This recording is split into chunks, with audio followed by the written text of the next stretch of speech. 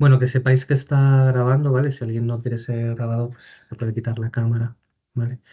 Y después podéis preguntar tanto por el chat como cortarme ahí, por favor, porque si no me canso de oírme a mí mismo.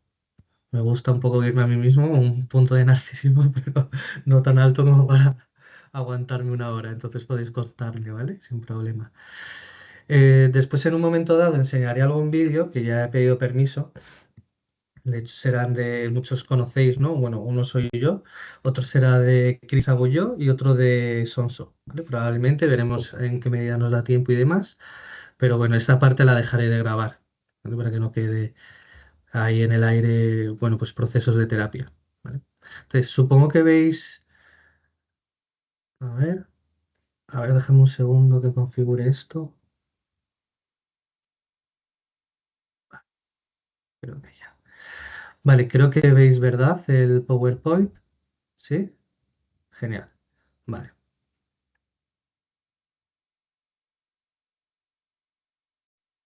Vale, para quien no me conozcáis, aunque hay muchos que ya nos conocemos y que hemos compartido muchos espacios, yo soy Pepe Gamoneda y me presento muy brevemente, pero bueno, yo soy formador oficial TFE y hago, bueno, supervisiones, trabajo en la clínica viendo pacientes y parte de mi especialización va por duelo porque en la tesis que hice, la tesis doctoral que terminé en julio del 23, iba sobre duelo, iba sobre más cosas, pero de una forma resumida y fácil de transmitir, era sobre la silla vacía y el duelo. Entonces, después de la tesis, hemos seguido investigando bastante en esa línea, sobre todo Rafa Timulak, que es un investigador de Irlanda, aunque él es eslovaco, y yo, en términos, pues bueno, de efectividad de la silla y sobre todo lo más cualitativo de procesos emocionales que se ven en las sesiones exitosas, que es de donde nace mucho de esta presentación y que es lo que yo considero más interesante, porque aquí nos da como una especie de mapa que no nos tenemos que, bueno, que apegar demasiado a él y volvernos demasiado rígidos, porque siempre hay algo abierto en cualquier tarea, en cualquier cosa que implique un acto humano en el que siempre hay movilidad y siempre nosotros somos esclavos del proceso, entonces siempre nos guiamos por el proceso y no tanto por una estructura de una silla, ¿vale? Que eso siempre es importante resaltar. Entonces, la estructura que tenía pensada para hoy era, uno, ver qué complica el duelo, porque esto es especialmente importante porque realmente nosotros cuando hablamos de intervención psicológica con todas las letras es cuando el duelo ya es complicado o tiene riesgo de complicarse. En un duelo que no es complicado, aunque no tiene factores así como demasiados complicados, ni que parece que se vaya a complicar, ni riesgo, pues podemos hacer asesoramiento o acompañamiento psicológico, pero no tanto intervención, ¿vale? De hecho, hay metaanálisis que nos dicen que cuando se interviene, cuando el duelo no es complicado, no tiene riesgo de complicarse, pues uno, no es efectivo o dos, incluso genera malestar.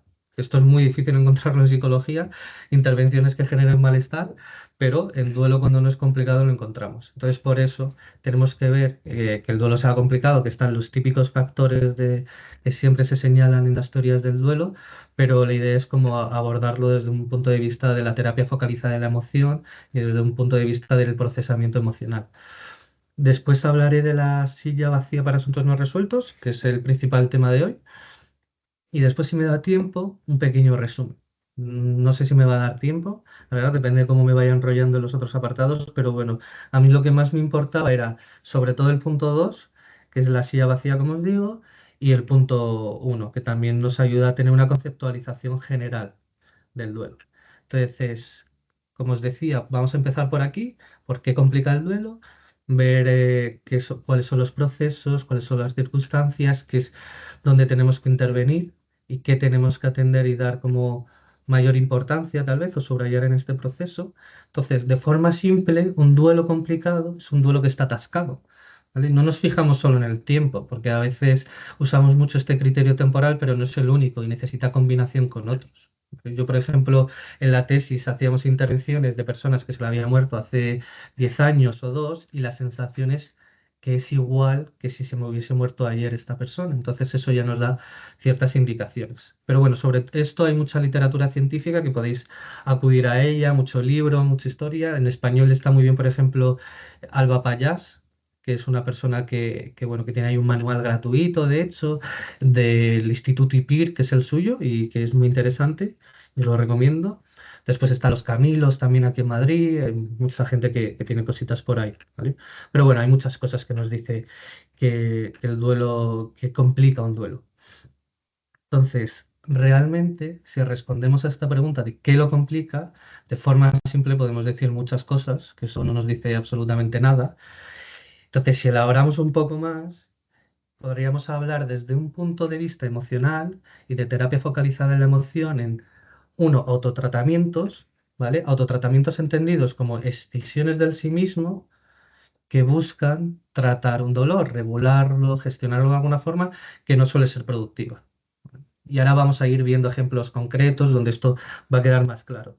Los clásicos es la autocrítica, personas que son muy, muy, muy críticas, que tienen mucha culpa, que tienen mucha vergüenza interna, y esto complica el duelo, que después me meto a explicarlo un poquito más, y la evitación crónica, que pongo con mayúsculas porque la evitación en sí misma no tiene que ser algo negativo en ciertos momentos. Si habéis oído a Kubler-Ross, que es muy típico, ¿no? Esto de Kubler-Ross y Bowlby y demás hablan de esto del shock, ¿no? El shock inicial.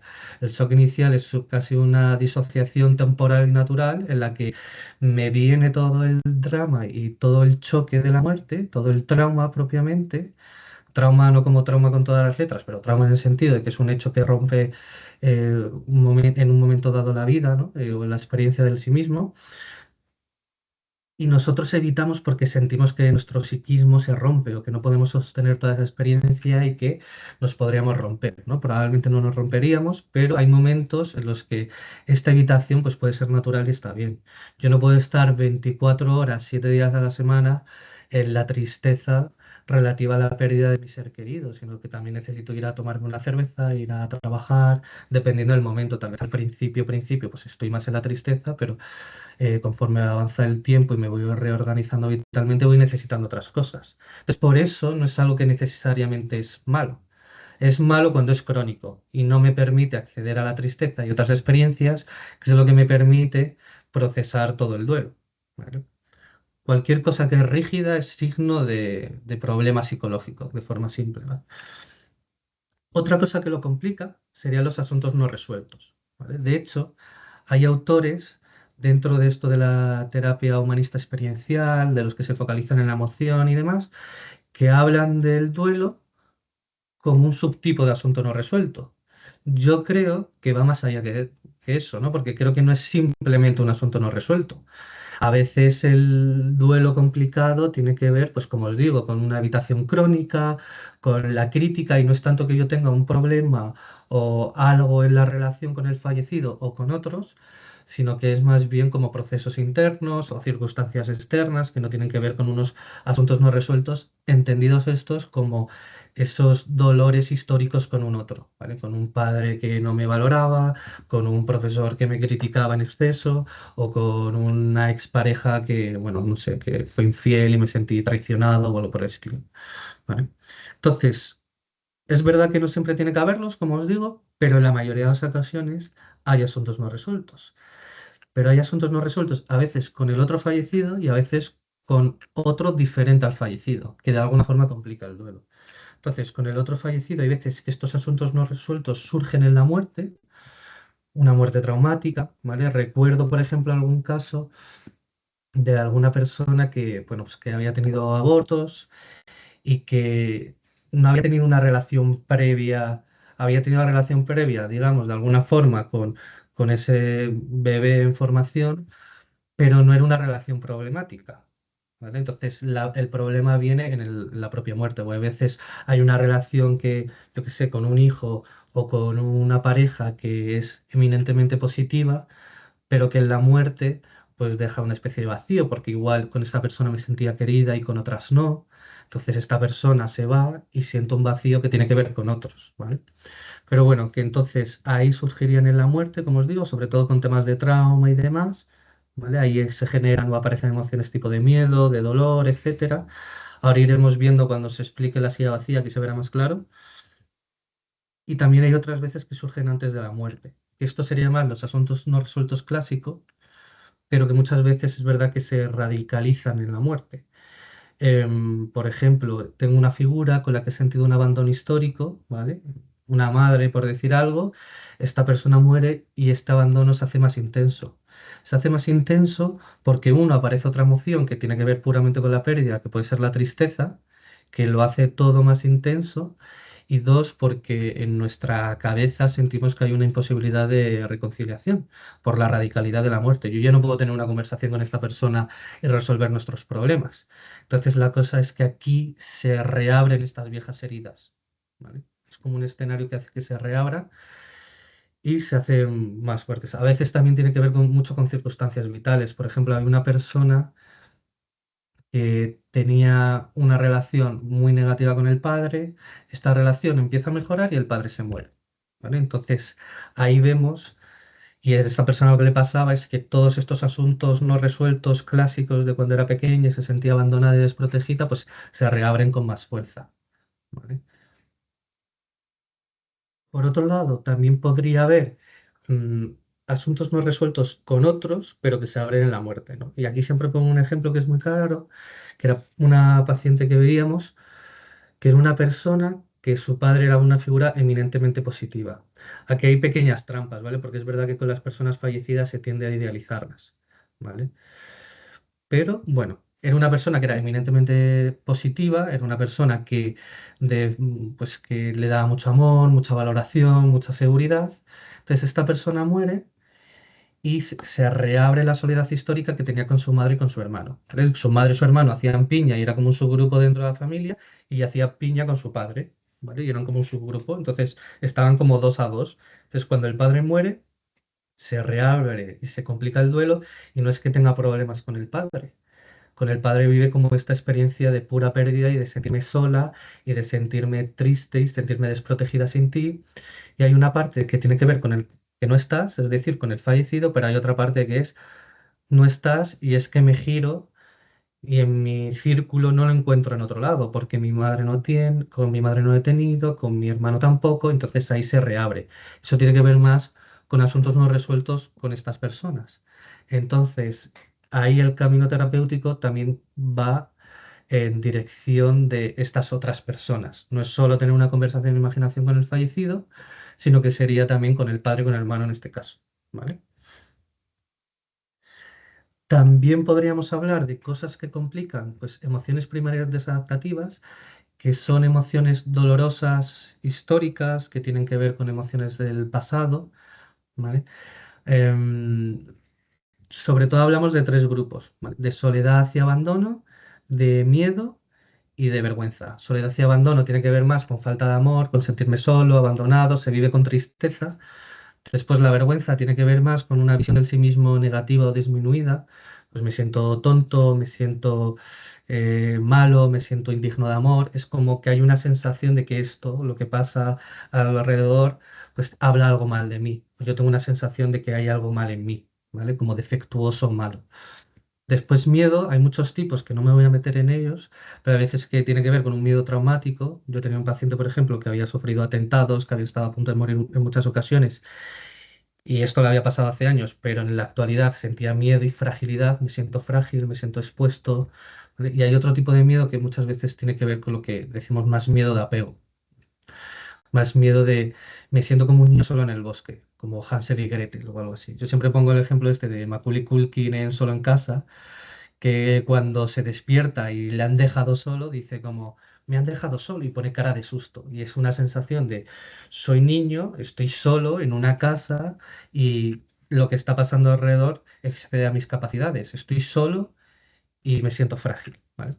Después es verdad que en esta película ya se lo empieza a pasar bien y estas cosas, pero ese primer momento es de miedo y de fragilidad, ¿vale? Y yo creo que en duelo esto es de las cosas más importantes que complica el duelo. En las investigaciones que hemos hecho, es de las cosas que vemos más común, está muy presente. Esta sensación de no puedo vivir sin ti, como de desamparo, ¿vale?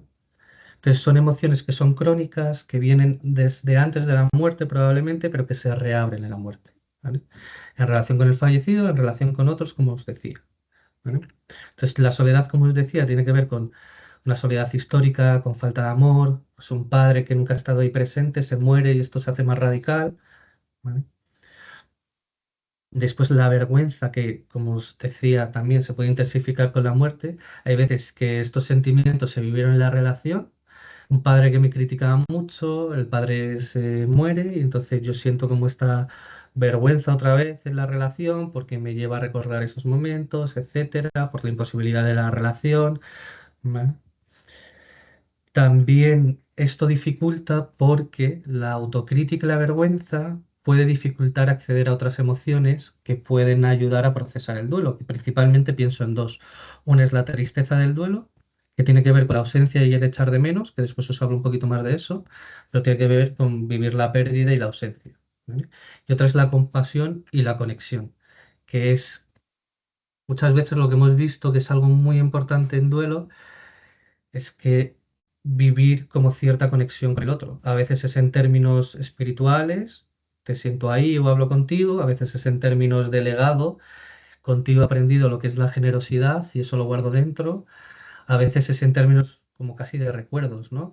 Recuerdo a la persona que ha fallecido y en el recuerdo me da tristeza porque ya no está aquí, pero también al recordarle de alguna forma es traerle presente, es traerla a mi corazón y a mis sensaciones y me siento cerquita de esta persona. Y eso es lo que se llama conexión. Entonces muchas veces vemos que se complica el duelo porque no se puede vivir esa experiencia. Y al final los seres humanos somos, entre otras muchas cosas, seres simbólicos que vivimos en relación con nuestros fallecidos. Freud, cuando empezaba a hablar de la muerte, que fue el primero en hablar de ella, o bueno, de los primeros en términos de psicología, decía que el duelo se complicaba porque estábamos enganchados en la relación y que había que cortar lazos. Ahora no decimos eso, no decimos que había que cortar lazos o que hay que cortar lazos, sino que hay que reconfigurar la relación. Si solo se vive fragilidad y miedo y tristeza y no se vive conexión o estas experiencias no se pueden sostener, pues sería un problema. Entonces ahí es como buscar una especie de equilibrio en el que pueda vivir en relación con mi fallecido, pero que eso no me impida en mi vida. ¿Vale? Vale. ¿Alguna duda, alguna cosa? ¿Vamos bien? Vale. Bueno, también hay veces que en términos de vergüenza puede haber una crítica muy intensa que se pone en juego en la muerte. ¿Vale? Yo recuerdo una persona que le estaba haciendo una silla y todo el rato estaba saliendo la crítica. El rato está diciendo es que soy una mala hija, es que soy despreciable, es que no valgo para nada. Entonces, en esa crítica y esa mezcla de vergüenza y de culpa, estaba tan presente que era como que, digamos, dominaba su sentir. Entonces no le permitía bajar a esa tristeza que necesitaba ser abordada para procesar el y ya no estás, y esto me rompe, y poder llegar a eso y como de alguna forma entrar ahí para salir diferente y poder ir soltando ciertas cosas. Entonces ahí hasta que no se aborda esta vergüenza, pues no, no se puede procesar el duelo. ¿Vale? Después os hablaré de la diferencia entre el remordimiento más basado en la culpa y el remordimiento más basado en el duelo, ¿vale? Pero eso os hablo después cuando hable de la silla vacía. Y después, como os decía, el miedo y la fragilidad. Esto para mí es de lo más importante, de lo que por lo menos yo he visto más en la muestra que teníamos, que era de unas 26 personas, ¿vale? Y también un poco en mi experiencia clínica en duelo. Entonces está esta experiencia de no puedo vivir sin ti o me siento frágil desde tu muerte, también probablemente antes, pero esto se hace más intenso, etcétera, y esto se establece como casi una especie de bloqueo que no permite acceder a la tristeza, acceder a la compasión y a la conexión, ¿vale? Entonces, podríamos decir que hay diferentes tipos de miedo. Uno tiene que ver con el otro, por ejemplo, me sobreprotegía y al morir, pues me siento vulnerable y frágil, ¿vale? Yo recuerdo, por ejemplo, una madre que sobreprotegía mucho a su hija, que la hija teniendo 18, 19 y más años le decía que a las 9 en casa hacía todo por ella, etcétera, y claro, la madre muere y se siente profundamente desvalida y desprotegida. El mundo es muy grande, el mundo es peligroso y yo me siento pequeñita frente a él. Hay veces que el otro más bien hacía daño y asustaba, y entonces se puede vivir otra vez estas experiencias cuando el otro muere, que esto puede tener que ver más con asuntos no resueltos clásicos, y habría que ir más bien a esto, ¿vale?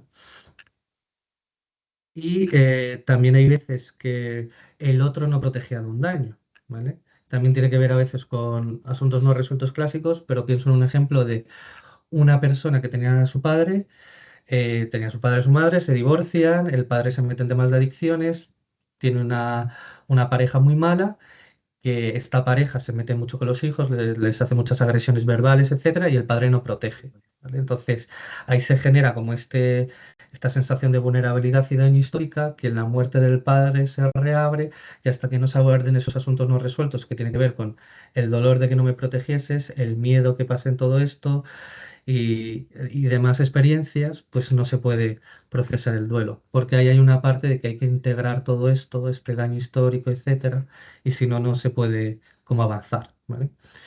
Pero principalmente yo veía una relación fusional dependiente. O sea, honestamente no creo que sea un tipo, digamos, de miedo muy diferente al de sobreproteger, que el otro sobreprotegía, creo que prácticamente es lo mismo, pero hay una relación, como os digo, fusional dependiente, que se genera una experiencia de no puedo vivir sin ti, ¿vale? Entonces yo me acuerdo una persona que tendría unos 60 y algo de años, que murió su madre hace unos 10 años y llegaba a nuestra investigación, a la investigación que hicimos, y tú la veías que al llorar, por ejemplo, mamá no estás aquí, no era un llorar de pena, era un llorar de miedo, de me desregulo, tengo muchísima activación emocional, esto me rompe, pero no me rompe solo en tristeza y en la falta de amor que me dabas, sino en esta sensación de no puedo vivir sin ti, me siento como una niña desvalida, ¿vale? Esa es una de las claves, es como una niña desvalida en su caso. ¿Vale? Otras cosas que lo complican es la falta de vivencia de emociones adaptativas, como os decía, de la conexión. Esto es algo que hemos visto bastante en la investigación. Las personas, hay veces que haces la silla y el otro, desde el otro lado, dice estoy ahí contigo en tu corazón o cosas por el estilo, cambias en la silla, que ahora lo veremos esto de forma más concreta, y la persona pues no lo vive plenamente. Entonces esto es algo que complica, porque solo se vive la ausencia, solo se vive el miedo, entonces eso se hace que solo se vive una presencia del otro que es dolorosa o que es basada en la ausencia, paradójicamente. Después hay otras personas que cuando abordan estas emociones más primarias, más nucleares, caen en desesperanza, es como que colapsan. Y es, ay, y no puedo, y esto es horrible, y siempre va a ser así. Los siempre es nunca no suelen ser muy buenos en terapia, ¿vale? Como veremos en duelo alguna vez sí, pero en general no suelen ser muy buenos y nos indican que hay cierta desesperanza y es la sensación de que la persona es como que no puedo sostener la experiencia. Es como que se rompen estas desesperanzas que son emociones más secundarias, etcétera, ¿vale? Cuando digo emociones secundarias son emociones más superficiales, ¿vale? Entonces, emociones secundarias típicas sería la desesperanza, que después veremos una diferencia entre cuando la desesperanza puede ser un poco más adaptativa, que esto es algo nuevo que introduce el tema del duelo, o más desadaptativa, ¿vale? La culpa sería muy típica, el enfado también. El enfado suele estar como un poco dirigido hacia la vida, hacia la muerte o hacia los doctores en muchas ocasiones, ¿vale? Esto a veces puede complicar, pero yo creo que las emociones superficiales no complican. Es verdad que enmascaran lo primario, pero ahí habría que validarlo, intentar profundizar, pero lo que suele complicar era lo que os decía, más la falta de vivencia de emociones tipo conexión, etcétera, los autotratamientos, los asuntos no resueltos y las emociones primarias desadaptativas, estas emociones históricas. También hay veces otra cosa que lo complica, que es una relación no productiva con el sentir. Hay gente que cuando habla, por ejemplo, está muy enfocada en el otro, es que tú, es que tú, es que tú, hay poca agencia, no está hablando de sí misma, de es que tú, pero ¿cómo me afecta a mí? Es que tú no hiciste esto y entonces me dejaste sola. Eso es más agencia, eso es hablar más de uno propiamente, ¿no? Entonces, a veces hay mucha activación emocional también, ¿vale? Y en duelo vamos a esperar más activación emocional, es decir, va a haber emociones más intensas y eso es natural y esperable. La cosa es si esta emoción es durante más de 10 minutos, podríamos decir, muy intensa, de tal forma que no me permite a veces ni poner palabras, que colapso, hay gente que se queda así como en blanco, hay gente que no puede poner palabra, hay gente que llora y llora y no puede poner palabra, como os digo, entonces ahí serían como más complicaciones. En general es sentir que cuando estamos con esta persona es como la misma tristeza de siempre. Entonces ahí nos está diciendo que no hay una relación como productiva, no se está avanzando en el proceso, ¿vale? Entonces puede ser que no acepten la emoción, puede ser que está como muy activada, puede ser que está poco activada y que hay mucha evitación, puede ser que diga me siento mal o me siento triste, pero que no ponga palabras más concretas. Me siento mal, que es me siento culpable porque no estuve ahí en el último momento y perdí ese último momento de conexión. Eso es concreto. Decir me siento mal o me siento triste no es tan concreto, ¿vale? Bueno, también temas traumáticos, hay muchos factores por ahí que, como os digo, podéis ver, ¿vale? Accidentes, pérdidas de hijos, etcétera. ¿Eh? No sé si alguna duda, alguna cosa. Vale. Si no, termino rápido ya con cosas que pueden complicar el duelo y lo aterrizamos en el tema de la silla, ¿vale? Entonces, yo una pregunta que me hago, en general en terapia y en concreto en duelo también, es esta persona cómo colapsa o cómo deja de funcionar de forma productiva con su experiencia. Hay personas, por ejemplo, que tienden mucho a la narrativa, a contar una historia. Pues me ha pasado esto, aquello, pero no está hablando de su sentir. ¿Vale? A veces es como si lo contase como si tú te lees un libro como un narrador y no como el protagonista. Una cosa es decir, pues mi tía Juani en el pueblo me ha desheredado, ¿vale? Y otra cosa es decir, mi tía Juanina en el pueblo me ha desheredado y me siento triste, me siento solo, entonces ya estás enfocando más emociones. Eso en general nosotros vemos que es bueno, que es productivo y que ayuda, ¿vale? Entonces es o me quedo más en la narración, en contar historias, o enfoco en mí y voy poniendo palabras a lo que siento, por ejemplo. ¿Cómo me afecta esto? Vale, esta es la situación, pero ¿cómo te afecta a ti? Hay gente que es como que colapsa y que no puede poner palabras, ¿vale? Hay gente que va a la desesperanza y es que esto siempre es así, y es que es horrible, y es que no puedo con esto, o esto no sirve de nada, me siento impotente, derrotado, cosas por el estilo. Hay gente que va más hacia el enfado, hay gente que corta completamente con su sentir y se queda en blanco. Es como llora, llora y de repente, ¡pum! Es como que se ha cortado, ¿vale? Entonces, esas son formas en las que las personas colapsan o pasan de poder estar conectando con su experiencia primaria, que es importante, como la tristeza, como el miedo, como estas cosas, a algo más secundario o a no estar con su sentir, ¿vale? Entonces, eso es una pregunta que dentro de esta formulación nos tendríamos que hacer. También hay circunstancias o tipos de duelo, ¿vale? Por ejemplo, está el duelo desautorizado, que es un duelo que socialmente está, digamos, negado, ¿no? Por ejemplo, se muere un amante, con quien lloro la muerte de mi amante? Pues con mi mujer o marido o pareja, probablemente no, pero ¿con quién lo hago, no? Pues es un poco complicado. Esto ha pasado también muchas veces con, por ejemplo, con mascotas, ¿no? La gente te dice, hombre, pero si es sobre un perro, ¿no? Ni que se tuviese muerto no sé quién. Entonces eso es desautorizar el duelo, es no darle el espacio social para que se pueda llorar y para que se pueda procesar la pérdida. Entonces hay cierto aislamiento. Entonces esas cosas también es importante saberlas. A veces yo creo también que hay algo que lo complica, que es como una especie de fantasía, de si el otro estuviese vivo, todo estaría bien. Si el otro estuviese vivo, pues yo me sentiría mejor, de alguna forma. Que eso es evidente, ¿vale? Pero hay una parte que esto es como excesivo, ¿vale? Yo recuerdo una persona que perdió, bueno, unos hijos, que decía algo así como si mis hijos estuviesen vivos, yo sé que yo me cuidaría, yo sé que no sentiría vergüenza, como esta sensación de ser despreciable y no tener valor, yo sé que no me sentiría sola, que sentiría muchísimo amor hacia ellos y de ellos hacia mí. Hay una parte que puede ser verdad, pero hay otra parte que es como que estás poniendo mucho en el otro, ¿vale? Entonces, el otro se convierte en una fantasía. Entonces, para mí el problema de la fantasía es que funciona como un autotratamiento, que a veces hace que no me meta plenamente en lo que está vivo en ese momento, ¿vale? A mí me pasa a veces que cuando estoy en penurias económicas y no tengo mucho dinero y estoy llegando a final de mes y no tengo dinero, fantaseo con que me toca el Euromillones. Digo, buah, si me tocase el Euromillones, ya no estaría estresado, no sé qué, podría hacer esto, aquello y demás. Entonces, a mí eso me sirve para lidiar con mi situación de ahora mismo no tengo dinero o estoy muy estresado. Entonces, esa es la función de la fantasía, ¿vale? Y aquí yo creo que a veces también cumple un poco esa función. Si el otro estuviese, estaría todo bien, entonces me hace salir un poco del dolor. Esto en principio no tiene que ser problemático, cuando es crónico o intenso es cuando puede ser más problemático, ¿no? Entonces, en definitiva, la tristeza primaria adaptativa, que es lo que podríamos buscar junto a la conexión, el amor y otras experiencias, se complica por emociones primarias desadaptativas, el miedo, la vergüenza, etcétera, los autotratamientos, la falta de productividad emocional, una persona que no se relaciona de la mejor manera con su sentir y por la falta de vivencia de emociones adaptativas como la conexión, ¿vale? Entonces, bueno, cambiamos de bloque. No sé si queréis aprovechar para preguntar algo ¿Una duda, alguna cuestión, algún matiz? ¿No? Yo tengo algo, Pepe. Ujú. A mí me sorprende un poco que no ha salido más enfado, más furia. ¿Sabes? Si miramos lo Ujú. de Kubler-Ross, la furia, el enfado tiene más presencia. ¿Por qué crees Sí. que no?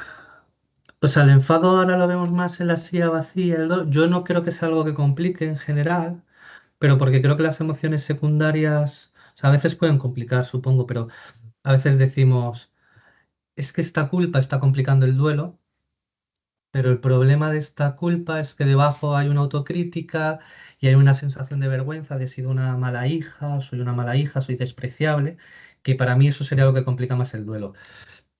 El enfado, yo creo que puede aparecer más cuando, bueno, hablaríamos en dos tipos. Cuando el otro es positivo, a veces es un enfado más difuso Mm, hacia los hospitales, hacia la vida, de por qué te lo has llevado. Cuando el otro era negativo, pues puede tener más importancia, incluso un enfado asertivo frente al otro negativo.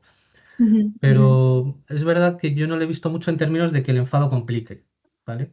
O sea, el enfado, mi sensación es que aparece, hay que darle espacio y eso es importante nombrarlo, pero normalmente es como que se va Es como rápidamente a otras adaptivo, emociones. de cierto En, modo. en algunas ocasiones sí, en otras ocasiones es verdad que puede funcionar porque es más fácil estar con mi emoción secundaria de enfado que con la tristeza, entonces Eso como que es. voy al enfado, ¿no? Sí. Pero mi sensación ahí es que no sé, como que, o que no complica mucho para mí, o sobre todo yo he puesto la mirada más en emociones primarias desadaptativas. Pero sí, Eso hay que me parece atenderlo. muy interesante, ¿ah? Ujú. Que se cae más hacia lo adaptivo y no tan complicado, ¿no? ¿El qué, perdón? Eso me parece muy interesante, ¿sabes? Que en el duelo que se cae hacia lo adaptivo y menos a la secundaria. Sí, Si es estoy que es verdad que entendiendo. o sea, está el tema de la secundaria, pero como en otros procesos. Pero es verdad que en duelo, ahora lo veremos en la silla, desde el inicio pueden aparecer más emociones primarias y adaptativas que en otros procesos, yo creo. En otros procesos es más típico quedarse en lo secundario, que lo secundario tenga más presencia. Y es verdad que aquí lo podemos encontrar, yo creo que también lo podemos encontrar mucho. Pero mi sensación es eso, que, o sea, que sí, lo puede complicar, pero yo creo que está, para mí, yo pongo, bueno, por lo menos yo pongo más la mirada en lo primario Mm, desadaptativo. Está lo secundario, que hay que validar, hay que nombrar y hay que diferenciar, pero intentar pasar a lo primario adaptativo o desadaptativo primero, ¿no? gracias. Ah, vale, veo por ahí una mano levantada de Pablo, ¿no? Creo. Sí, hola Pepe, ¿qué tal? Hola, Eh, Pablo. te, te quería preguntar dos cosillas. En primer lugar, respecto a la emoción esta de no puedo vivir sin ti, ¿qué novedades trae? Porque no acabo de diferenciarla bien de la emoción primaria desadaptativa de miedo y no sé si tiene algo más que ver, algo novedoso. Y por otro lado, la otra pregunta era respecto a los términos de, bueno, de nostalgic joy y Ujú. no sé cómo se traduce en español, alegría nostálgica o algo así. Justo, Y, sí. y también de conexión con el otro, que no sé muy bien cómo se espera que aparezcan a lo largo del proceso. Si es algo como que va apareciendo otra vez que es después de entrar en contacto con la tristeza, digamos, más primaria adaptativa, si es algo que tenemos que como que empujar a que Ujú. salga, un poco eso. Sí. Buena pregunta. O sea, la primera diría que no es esencialmente diferente al miedo. El no puedo vivir sin ti para mí es la sensación del sí mismo es fragilidad y la experiencia, digamos, emocional sería miedo, que sería la primaria desadaptativa. O sea, no es esencialmente diferente a este miedo de apego, por así decirlo, que se ha hablado históricamente en la TFE, pero bueno, tiene algunos matices en duelo, ¿vale? Algunos matices, pues como en duelo, con la persona en concreto, etcétera, pero esencialmente es lo mismo. ¿Vale? Lo que pasa es que la diferencia, diría, es que para mí cuando hablamos, por ejemplo, de depresión u otras circunstancias, mm, no sé si diría que esa emoción es la más frecuente, ¿vale? Puede que haya más equilibrio con otras, sin embargo, en duelo es que yo lo he visto en casi todos los casos, esta sensación. En casos de duelo complicado, no de duelo. Mm. En casi todos, no en todos, pero en casi todos. Entonces, ¿qué es la diferencia en duelo? Que aparece más. Entonces, que parece más importante y que hay que atenderla de alguna forma. Respecto a lo segundo, es buena pregunta y ahora lo veremos también desde el tema de la silla. Em, y es, bueno, es complicado, ¿no? Porque es verdad que nosotros, creo que como lo tenemos en el modelo, ponemos que a nivel secuencial o temporalmente aparece antes la conexión y la compasión. Para mí tiene un sentido también teórico y práctico, que es al vivir la sensación de conexión y compasión, también noto que no estás aquí y eso me abre plenamente a la tristeza adaptativa. También ahí está la clave, que al vivir la conexión y la compasión, eso me ayuda a sostener la tristeza y consigue que cuando me abra esa tristeza sea más adaptativa. Porque igual esa tristeza de no estás aquí ha aparecido al principio del proceso, pero está más desde la desesperanza, no estás aquí y no puedo con ello, más mezclado con el miedo, más mezclado con otras experiencias. Entonces, cuando aparece de forma plenamente productiva, normalmente se ha pasado antes por la conexión, pero esto no es siempre así. De hecho, a mí me resulta difícil, ¿no? Establecer un orden secuencial intemporal entre tres elementos. Uno, la emoción primaria desadaptativa en términos de miedo, vergüenza, etcétera. La tristeza de duelo, ¿vale? Y esto de la conexión. Es súper fácil ir de una a otra, ¿vale? Están como muy cerquita todas. Entonces ahí es ir siguiendo el proceso, ir yendo con la que va, ¿vale? Porque de repente siente la conexión y siente y no estás aquí y qué pena y me siento frágil sin ti y entonces vas también a lo frágil. Entonces ahí se complica un poco, pero esa es mi sensación de orden secuencial. Pues la primaria desadaptativa, ahora lo veremos en la silla de forma concreta, ¿vale? Pero sería primaria desadaptativa, conexión probablemente y tristeza. Esto normalmente, pero vamos, que no firmaría que fuese así ni en el 50% de los casos. Vale. O Ujú. sea que hay mucha mezcla ahí. Vale, vale, de acuerdo. Gracias. Nada. Vale, pues si queréis vamos al tema de la silla vacía, ¿vale? Me da un poquito de prisita para que podamos ver el modelo que tenemos de la silla. Simplemente deciros que para mí y para muchos autores la silla vacía es la tarea paradigmática en duelo. Tiene sentido decir que si hay un duelo complicado, tú para hacer algo y procesarlo y gestionarlo de alguna forma, sea lo que sea eso, tengas una conversación directa con la persona fallecida. De hecho, es algo que tiene mucho sentido y es muy vendible para la comunidad psicológica y para el común de las personas. Me refiero a una persona que no hace sillas, le dices, oye, que para procesar esto tiene sentido hablarlo con o a tener una conversación con el fallecido, te lo va a comprar más que si estamos hablando de ansiedad, ¿no? Oye, que para hacer algo con la ansiedad de este paciente tienes que hablar con figuras de su pasado, etcétera. Entonces, por eso decimos que tiene este sentido que, bueno, como os digo, para tanto la comunidad de psicólogos como para el mundo en general, ¿vale? La gente en duelo lo entiende y ve la importancia de eso. También, entre otras cosas, porque permite la expresión y procesamiento, no solo expresar por expresar, sino el procesar en un diálogo directo con el otro, ¿vale? Y el facilitar ciertas experiencias que de otras formas pueden ser más complicadas, como es la conexión, por ejemplo. Entonces, la pregunta que nos tenemos que hacer aquí con todo esto es, ¿qué tiene que tener una silla vacía? ¿Qué procesos se tienen que dar para que funcione? ¿Vale? Entonces, bueno, de primera hay una serie de procesos que voy a pasar por ellos un poquito rápido porque prefiero ir al modelo, que son importantes, ¿vale? Uno es la ausencia y el echar de menos. Para mí la ausencia se traduce en y no estás aquí, y el echar de menos es echo de menos tu cariño, tu aprecio, tu amor. Esto es importante que se concrete. También la ausencia se tiene que vivir de forma orgánica, ¿vale? Cuando digo de forma orgánica, yo no le voy a decir por la cara o porque sí, y esta persona no está, o dile adiós a esta persona, ¿vale? Sino más bien es, por ejemplo, está hablando en la silla y dice, y echo de menos tu cariño y tu amor, y de repente ves que rompa a llorar.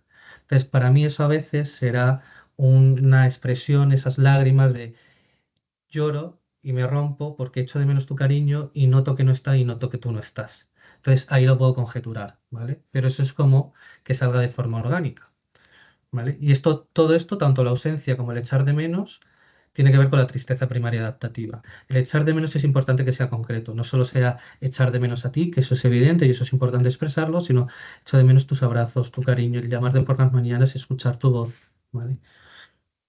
Eso muchas veces es de lo que más rompe y hace contactar más con la ausencia.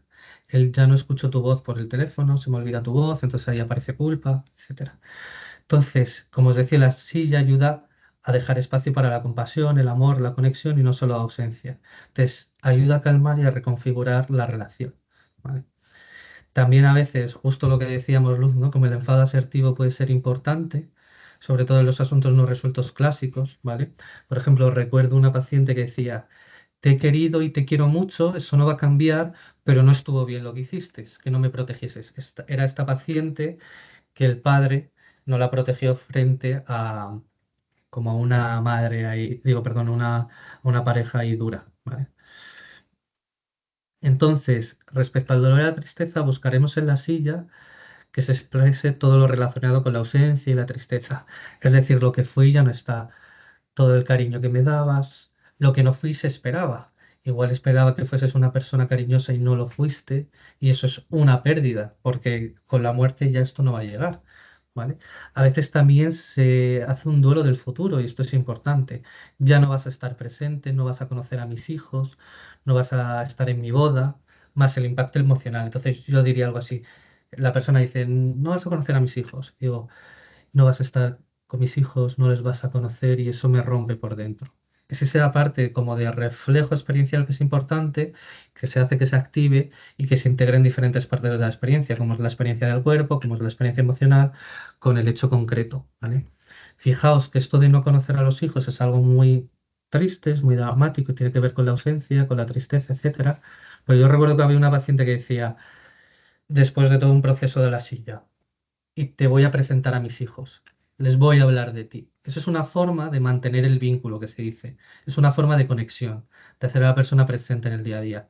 Lo decía con cierta tristeza, pero también con una sonrisa, ¿vale? Entonces, también es importante expresar necesidades que tienen que ver con el echar de menos. Para mí, si dices echo de menos tu cariño, estás expresando una necesidad. Entonces, tanto la necesidad satisfecha, es decir, me das mucho cariño y eso no está, o la no satisfecha, que tiene que ver más con los asuntos no resueltos. Nunca fuiste cariñoso, ¿vale? De forma específica. No es te echo de menos, o necesitaba todo, o necesitaba amor. Necesitaba amor, cariño, abrazos, etcétera. Hay veces, y esto veíamos que se relaciona mucho con buenos resultados, el soltar una necesidad. Para mí esto es algo orgánico que tiene que salir de la persona y nosotros no podemos forzar, pero es que es algo así como, y esto ya no lo tengo contigo, ¿vale? Y lo voy a buscar en otros lados, hay un punto de reorientar. Pero esto lo vemos fuera de duelo muchas veces cuando se tiene un padre negativo, por ejemplo, y se le dice, y sé que no vas a ser cariñoso, que no eres cariñoso, etcétera, y lo voy a dejar de buscar. Entonces es soltar, digamos, la búsqueda de la necesidad con esa persona, soltar el intento de que esa persona cumpla mi necesidad y se reorienta. O a veces se notan en otras relaciones y tú no me lo vas a dar, pero mi pareja lo siento todos los días. Y entonces ahí hay también algo de dignidad, porque como tú no me lo das, me siento indigno, no me das amor y me siento indigno de amor, pero al decir y tú no me lo vas a dar y lo suelto y lo noto de otras personas, siento que también soy digno. Entonces hay un cambio en la sensación de sí mismo también, ¿vale? Entonces, es importante también la tristeza, expresar el impacto de la muerte, me rompe, etcétera. Las situaciones dolorosas, el no poder decir adiós.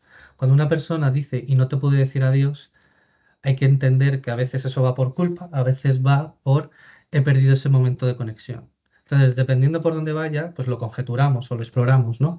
No te pude decir adiós, no puedes estar en ese último momento de cogerte la mano y verte por última vez y decirte una última vez todo lo que te quiero. Como qué pena perder eso, ¿no? Entonces, habría que expresar algo así, meterse algo así, y después se puede intentar cerrar la gesta, ¿vale? Cerrar como el ciclo de la experiencia de alguna forma, al decir, prueba a decirle adiós ahora. ¿Qué es todo lo que dirías? Pues probablemente con esto la persona diga cosas pues tipo te quiero, etcétera, ¿vale? Y ahí también se favorece la conexión, también se puede decir adiós, también se abre a la herida y al dolor y a la tristeza, ¿vale?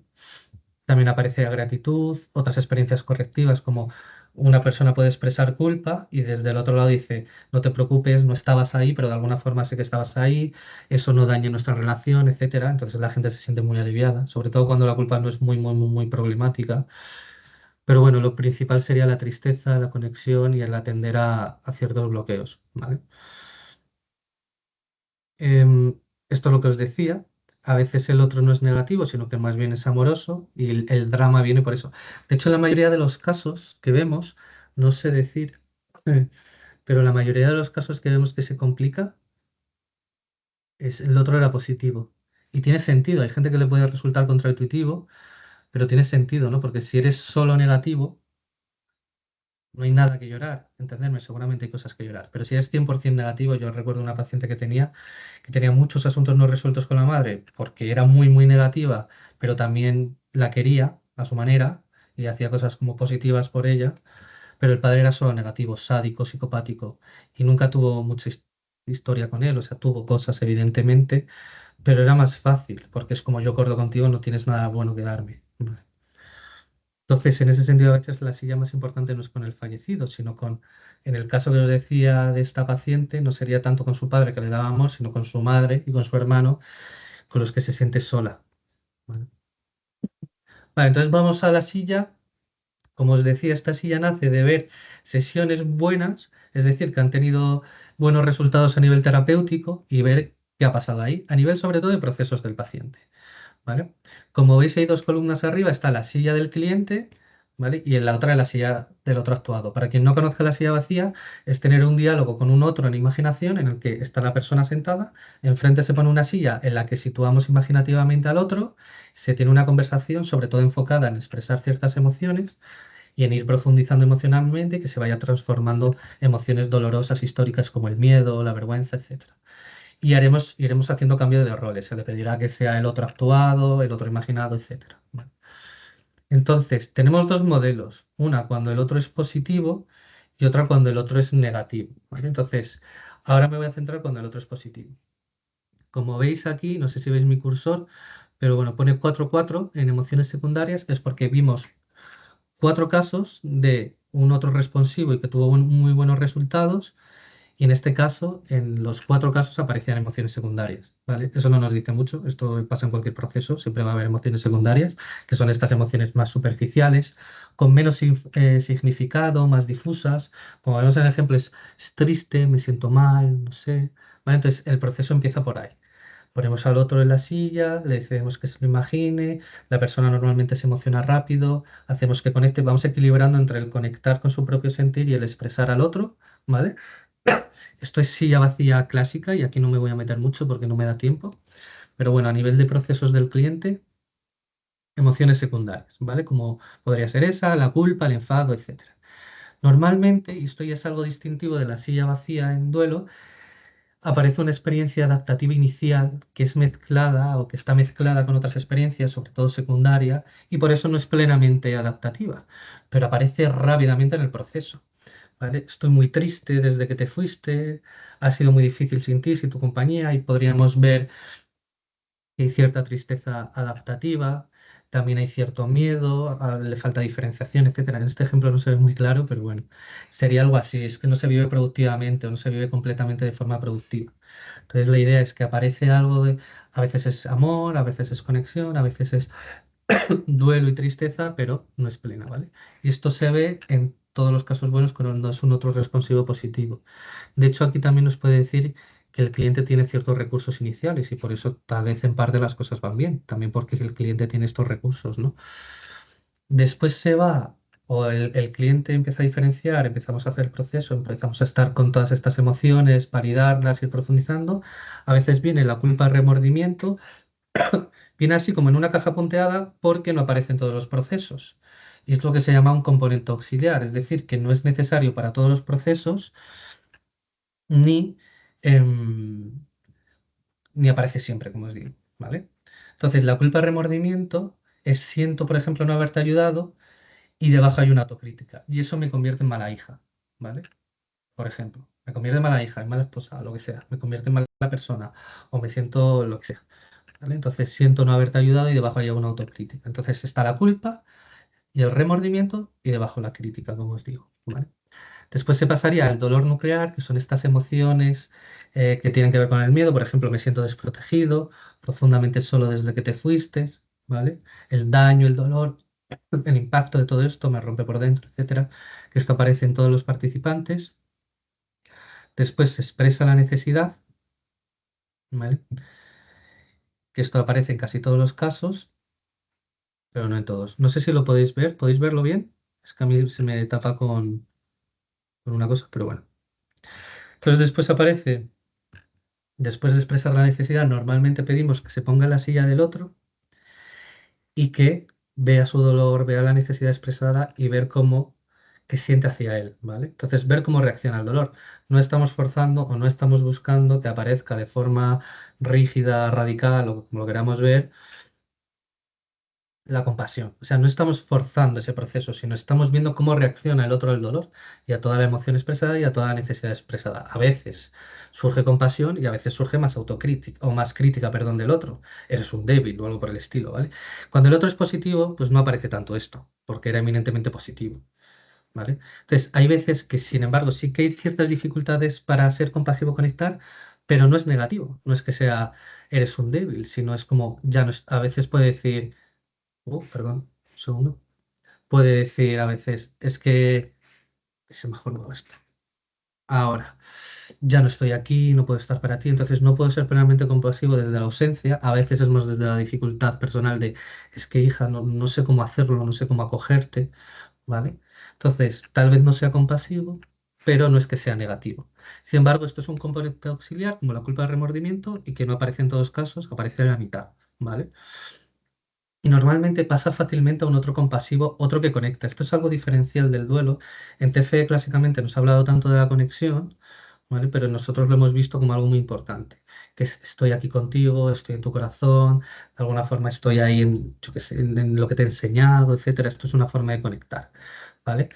A mí me gusta a veces ver la conexión como experimento el vínculo en el aquí y ahora y lo disfruto. Lo experimento de forma positiva, no de forma negativa, ¿vale? Entonces, una vez que se sumerge la otra persona en estas experiencias adaptativas de conexión, compasión, etcétera, y se lo expresa al otro, te quiero, estoy ahí contigo, me gustaría calmar tu dolor, lo que sea, pues ya podríamos cambiar, ¿vale? A ver, un segundito. Y cambiamos y decimos, ¿cómo te impacta esto? ¿Cómo es escuchar estas palabras? ¿Cómo es ver sus lágrimas y recibir su abrazo? ¿No? Entonces la persona pues, puede vivir la conexión, la compasión, el amor, ¿vale? De hecho, pasa en todos los participantes y se puede vivir la conexión desde estás aquí conmigo, estás presente. Y claro, la cosa es que la compasión y la conexión, a diferencia de otros procesos, de forma más habitual, es bidireccional, ¿vale? Entonces es como te quiero desde el otro lado, desde la silla del cliente, pero también desde el otro actuado, ¿vale? Es como que viene de los dos lados, ¿vale? Esto que es más clásico que incluso en asuntos no resueltos. Después ahí puede aparecer el duelo y voy a hacer como dos matices. Uno es el duelo remordimiento. Antes, si os acordáis, hablábamos de culpa de remordimiento, que es en términos de siento no haberte ayudado, por ejemplo, y eso habla mal de mí, soy una mala hija. Hay veces que el remordimiento es más del tipo, qué pena no haber estado ahí y qué pena haber perdido ese momento. Es más como la conexión perdida, ¿vale? Entonces tiene que ver más con un momento de conexión, de amor perdido y tiene que ver más con el duelo. Por eso hablamos de duelo remordimiento y no de culpa remordimiento, que la otra tiene que ver más con la autocrítica. Hay veces que, bueno, pues el duelo, extraño hablar contigo, te echo de menos, siento que no estás, qué pena, noto tu amor y qué bonito es, pero también noto tu ausencia. Y a veces hablamos de desexperiencia adaptativa, que tiene que ver con una desesperanza más agente, más asentada, no tanto como una desesperanza derrotada de, "Uf, y es que no vas a estar y no puedo vivir así, o lo que sea, sino es, y no vas a estar y qué pena, y no te voy a volver a ver y qué pena, ¿vale? Pero es como que la persona sostiene la experiencia, ¿vale? Es como una desesperanza de que no voy a conectar contigo, o bueno, más que no voy a conectar contigo, es como no te voy a ver físicamente o algo por el estilo, o no vas a estar en ciertos momentos de mi vida, por lo menos en el plano físico, ¿vale? Y ya por último estaría esta aceptación, el dejar ir, que es como muy clásico en el duelo, ¿no? El agradecimiento, que también es de las dos partes. Te agradezco todo lo que me has dado. Desde el otro lado puede ser, agradezco haber tenido una hija como tú o lo que sea. O agradezco que pienses en mí incluso, ¿vale? El llevar adelante, que tiene que ver con la orientación hacia la vida, con el continuar lazos, ¿vale? Continuar lazos es como mantener la relación hacia el futuro. Siempre te querré, siempre vas a estar conmigo. Esto sale de forma muy natural. De hecho, hay un pequeño truco que es cuando tú estás haciendo la silla vacía, antes de cambiar, a veces si le dices, ¿hay algo más que te quieras decir? Normalmente ahí sale de forma muy orgánica el te quiero y te voy a querer, ¿no? Ya sea del lado del que sea y dependiendo de cómo sea la figura y dependiendo de si tiene sentido hacer esta pregunta o no. pero ahí sale de forma muy natural esto de conexión, ¿vale? Y de amor. Entonces esto también aparecía en todos los casos, ¿vale? Os iba a enseñar vídeos, pero no me da tiempo, lo siento, ya lo veremos en otra ocasión, ¿vale? Pero bueno, sí que os quiero enseñar rápidamente y yo creo que ahí vamos a terminar, ¿vale? La silla vacía cuando el otro es problemático, ¿vale? Lo que es diferente lo he puesto en rojo, para que lo veáis y se distinga, ¿vale? Vemos que empieza igual por emociones secundarias, que puede haber una experiencia adaptativa inicial también mezclada con secundaria, que hay cierta culpa, remordimiento también, no siempre ni en todos los casos, que hay cierto daño y dolor nuclear, etcétera, pero es verdad que al inicio, a diferencia del otro lado, que podríamos hacer un cambio, después se pueden hacer varios, y aquí matizo lo que he dicho antes, ¿vale? Esto es un modelo que hay que entender que representa a todos y a nadie. Es decir, esto representa, es como lo común de muchos procesos, entonces por eso no representa a nadie en concreto, pero de alguna forma representa un poquito a todos. Y esto aquí queda muy bonito y queda muy estructurado, pero es importante entender que aquí pongo como dos cambios de silla, pero en la realidad puedo hacer más o puedo hacer menos, o paso de repente a la conexión en el punto 6.2 a el punto 2. Hay como muchos ir para arriba, ir para abajo, hay mucho movimiento, ¿vale? Eso es importante saberlo. Y también una cosa muy importante a subrayar, que lo más importante en el duelo, ¿vale? Esto ya lo sabéis, pero bueno, es la relación, ¿vale? En el duelo, en cualquier proceso, pero como es uno de los mayores dramas existenciales, vitales y emocionales, es especialmente importante una figura compasiva que esté ahí sosteniendo y que puedas emocionarse y resonar con la persona. Entonces, bueno, como os decía, una de las diferencias es que hay un cambio inicial a la silla del otro en el que se actúa este otro problemático, ¿vale? O defensivo, a veces es problemático en términos de, pues yo qué sé, es que no vales o dice cosas así, y otras veces es más del tipo, es que hice las cosas como sabía hacerlo, a mí no me puedes decir nada, es más bien defensivo. A veces, como os decía, ahí tenemos otro ejemplo de cuando puede ser más bien crítico, te di todo lo que pedías, es tu culpa, ¿vale? Aquí lo vemos en todos los casos. Después ahí se haría el cambio, se puede vivir la experiencia adaptativa inicial, el dolor nuclear, etcétera, ¿vale? Y después volvemos a hacer este proceso de llegar al dolor nuclear, expresar la necesidad y volvemos a cambiar. En este volver a cambiar encontramos un otro no responsivo negativo, ¿vale? Que en el otro caso, cuando el otro era positivo, era un componente auxiliar y no siempre aparecía, y de hecho no era negativo, como os decía, y aquí sí que aparece de forma natural. Aquí, como hablábamos con Luz, voy un poco rápido para que me dé tiempo, ¿vale? A poder terminar de ver el modelo. Como hablábamos con Luz, ¿no? Como al cambiar aparece, puede aparecer y aparece, y es natural y esperable, y bueno que hay un enfado asertivo, ¿vale?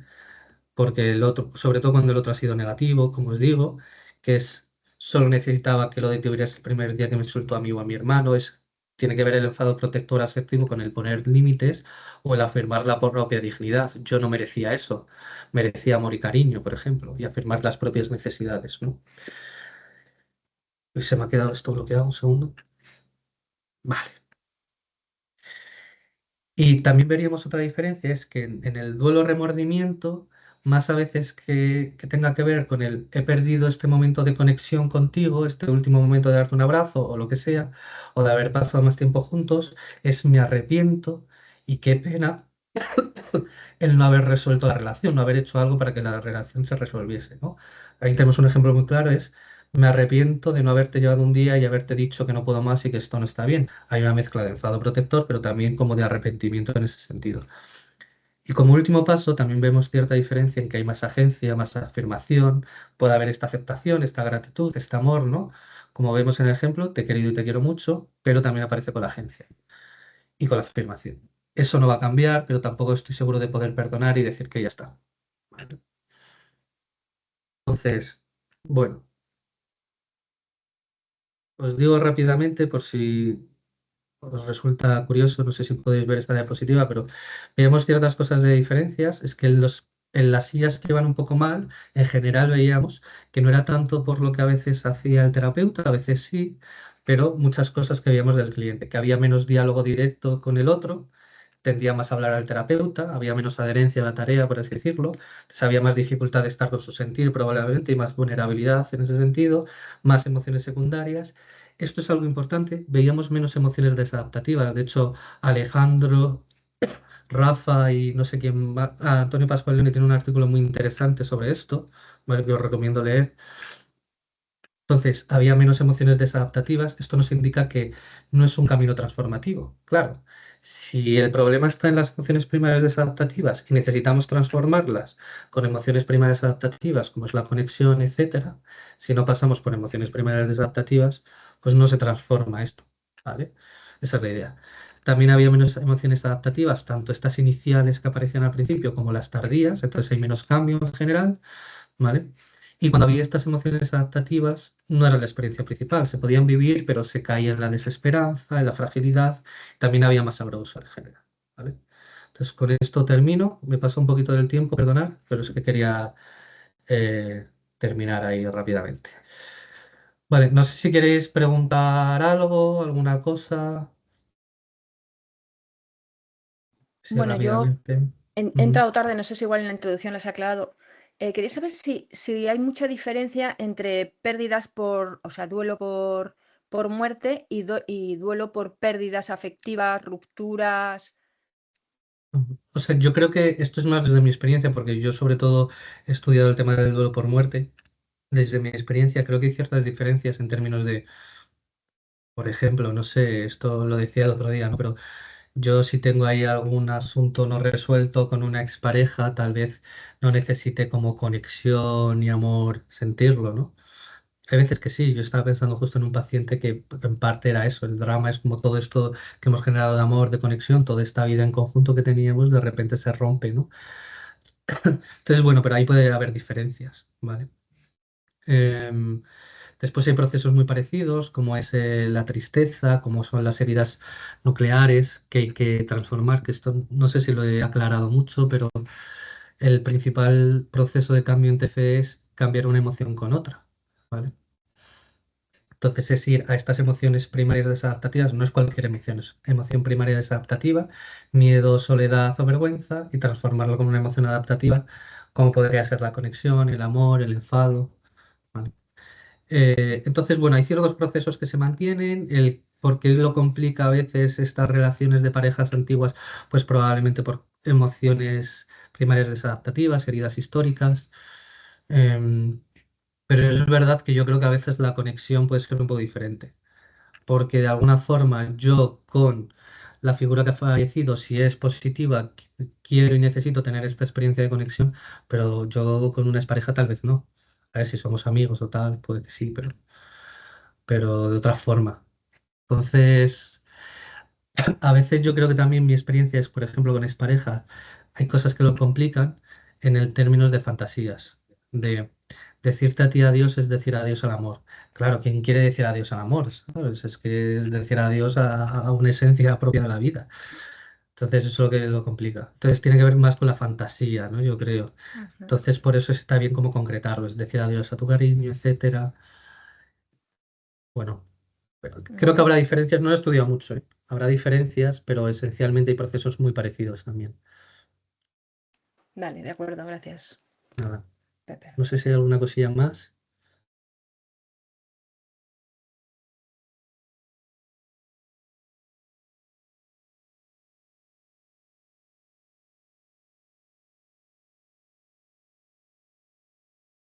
Vale, pues si no tenéis nada podemos ir cerrando.